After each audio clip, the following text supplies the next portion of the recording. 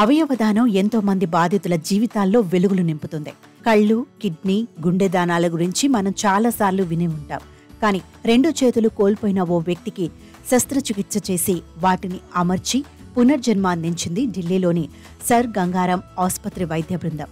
దీంతో అతడి జీవితంలో మళ్లీ కొత్త ఆశలు చిగురించాయి. 2020లో జరిగిన ఓ రైలు ప్రమాదంలో ఢిల్లీకి చెందిన ఓ 45 ఏళ్ల వ్యక్తి తన 2 చేతులు పోగొట్టుకున్నాడు. తాజాగా సౌత్ ఢిల్లీ స్కూల్లో పనిచేస్తున్న మీనా మెహతా అనే మహిళది బ్రెయిన్ డెడ్ అయింది.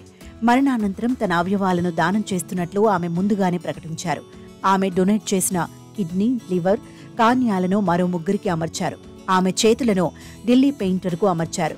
12 గంటల పాటు ఆపరేషన్ చేసి వైద్యులు అతనికి 2 చేతుల్ని విజయవంతంగా మార్పిడి చేశారు. దాత చేతులు, గ్రహీత చేతులు మధ్య ఉన్న ప్రతి నాళం, కండరం, స్నాయువు, నరాలను కలిపారు. డాక్టర్ల శ్రమ ఫలించి అతని 2 చేతులు పనిచేయడం మొదలుపెట్టాయి. తన చేతులతో థమ్సప్ సంకేతం చూపుతూ డాక్టర్తో ఫోటోలకు ఫోజులు కూడా ఇచ్చాడు. దీంతో మెడికల్ హిస్టరీలో ఇండియన్ డాక్టర్లు సరికొత్త చరిత్రను సృష్టించినట్లయింది. ఫిబ్రవరి 2023లో ఉత్తర భారతదేశంలో ఉన్న సర్ గంగారాం హాస్పిటల్ చేతి మార్పిడికి అనుమతి పొందిన మొదటి ఆసుపత్రిగా అవతరించింది.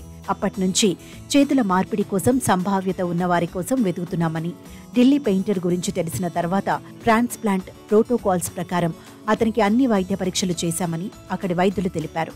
ఈ ఏడాది జనవరి 19న ఆసుపత్రి వైద్య బృందం అతనికి ఆపరేషన్ నిర్వహించింది.